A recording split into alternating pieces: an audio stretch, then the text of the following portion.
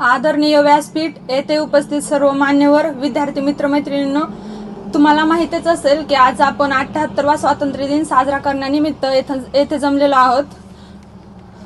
मंगल देशा, पवित्र देशा, खडकर देशा, राखड देशा असं गडकऱ्यांनी वर्णन केलेल्या आपला भारत देश आणि या देशाला राखड आणि कणखर बनवण्यासाठी ज्या वीरांनी रक्त सांडले, रक्ताचे पाणी केले आणि आपल्याला स्वातंत्र्य मिळवून दिले, तो आज स्वातंत्र्याचा दिवस।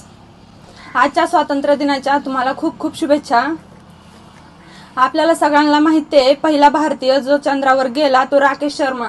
जेव्हा ते चंद्रावरून माघारी आले आणि त्यांची भेट इंदिरा गांधींशी झाली, इंदिरा गांधींनी त्यावेळी त्यांना एक प्रश्न विचारला की राकेशजी, जेव्हा तुम्ही चंद्रावरती गेलात तेव्हा तुम्ही जगातील सर्व देश पाहिले, तुम्हाला सर्व देश निरनिराळे दिसले, मग आपला भारत देश तुम्हाला कसा दिसला? तेव्हा राकेशजींनी हसून उत्तर दिलं की सारे जहां से अच्छा हिंदुस्तान हमारा।